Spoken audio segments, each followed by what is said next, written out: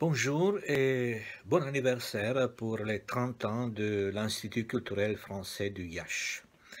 Il y a 30 ans, je travaillais déjà à RFI, j'étais pigiste, mais j'ai eu l'honneur à cette époque-là de couvrir la visite du président François Mitterrand en Roumanie et son escale à Iași, ce qui a été un événement extraordinaire pour la ville et puis pour les relations franco-roumaines. Et l'inauguration de l'Institut culturel français du Iași a été vraiment un nouveau pont entre la France et la Roumanie, un pont culturel, humain, artistique. Et je peux vous dire que j'ai bien profité moi aussi de ce pont parce que c'est très souvent que j'ai été invité par l'Institut culturel français du Yash, que j'ai fait des allers-retours entre Paris et Yash avec des compagnies du théâtre, pour des salons du livre, pour des conférences, pour mes pièces qui ont été créées ou présentées à l'Institut culturel français du Yash. J'ai un souvenir particulier. En 1995, je fais une tournée en Roumanie, une tournée avec une troupe française. C'était la compagnie du théâtre Guichet Montparnasse.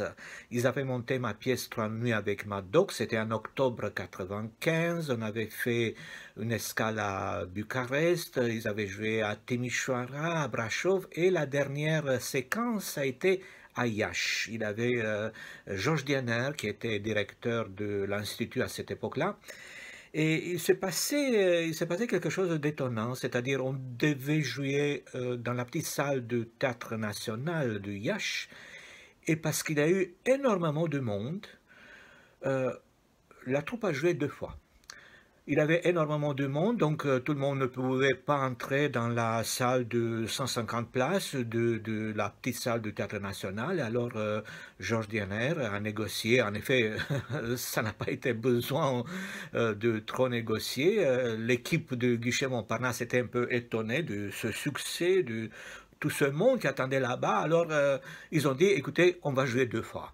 Le spectacle ne durait pas trop longtemps, c'était 1h15, 1h20, donc il y a tout ce monde-là, beaucoup, enfin peut-être encore 150 spectateurs qui ont attendu la fin de la première représentation pour entrer et voir le spectacle.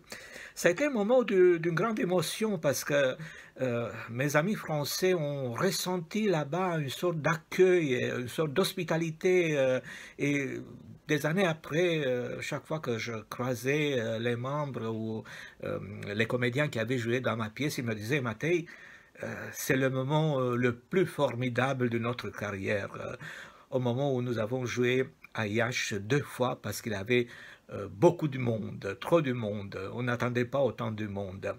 Mais ce moment reste aussi dans mon cœur comme un exemple d'enthousiasme, de curiosité, d'amitié,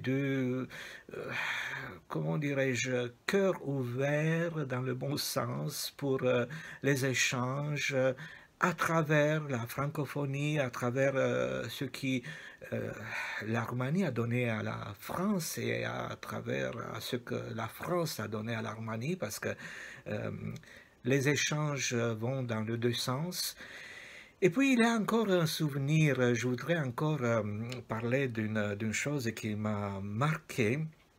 Et cette fois, c'est lié à la ville du Yash et à son côté francophone, pour renforcer l'idée que la ville du Yash méritait un institut culturel français. Il y a une vingtaine d'années, j'étais à Avignon, comme je suis à Avignon depuis 30 ans pour le festival du théâtre. Donc j'étais à Avignon et puis j'ai visité un palais qui est à côté de la place de l'Horloge, palais du Roure, ça s'appelle. C'est le mouvement Félibrige en effet qui est honoré par ce musée qui existe, qui est abrité par ce palais, palais du Roure.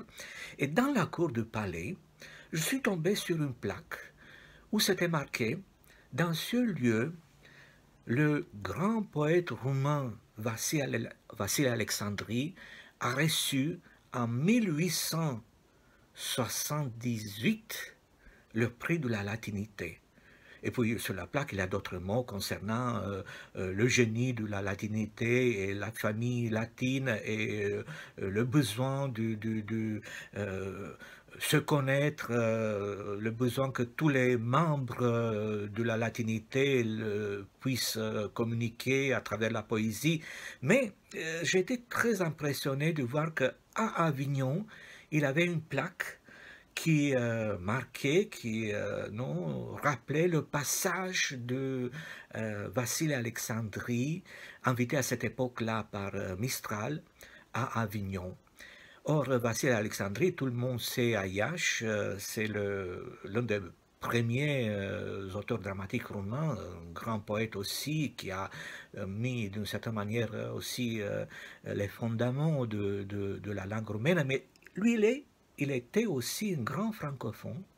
Il écrivait en français des poèmes directement en français. Et le Théâtre national du Iași porte en ce moment, depuis longtemps d'ailleurs, son nom. Ça pour vous donner deux exemples de ponts qui créent des relations profondes entre la France et la Roumanie. J'ai collaboré souvent avec l'Institut culturel français du Iași. J'étais ému et très content de voir que l'Institut ouvrait ses portes pour les jeunes comédiens. J'ai vu dans la petite salle de l'Institut deux de mes pièces montées par des étudiants de l'Académie du théâtre. Même moment, il nous raconte au deuxième acte ce qui s'est passé au premier. C'est l'une des pièces que j'ai vues dans cette petite salle, mais si chaleureuse et si accueillante.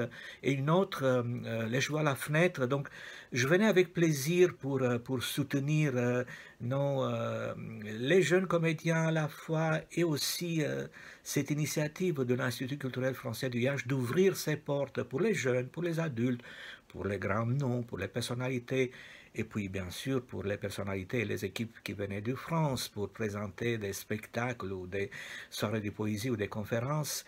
J'ai collaboré d'ailleurs avec pratiquement tous les directeurs de cet institut, mais je voudrais saluer plutôt en ce moment Benoît Witz. Pourquoi? Parce qu'il a été le directeur de l'Institut culturel français du Iași, mais après il est resté à Iași pour diriger un théâtre.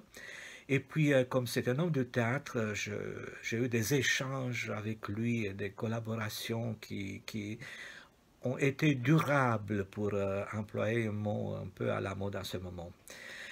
Voilà, donc bravo à tous ces gens. Et s'il y a un seul mot que je voudrais accentuer, qui se détache de cette aventure de 30 ans, c'est le mot passion. Il y a toujours des gens passionnés qui ont travaillé pour l'Institut culturel français du Iași, des directeurs de l'Institut passionnés par l'harmonie, par la culture, par les échanges, par cet esprit francophone qu'on peut trouver en Roumanie, par l'esprit de la latinité, par l'ouverture, par ce que j'appelle l'éducation européenne qu'on peut faire aussi à travers ces échanges entre la France et la Roumanie et à travers la francophonie. Donc, j'ai toujours aimé les gens passionnés. Je pense que je suis resté moi aussi quelqu'un de passionné qui a essayé de créer des ponts et des passerelles entre la France et la Roumanie. Et puis, j'espère de tout mon cœur que la passion sera encore et toujours le mot phare de l'Institut culturel français du Iași.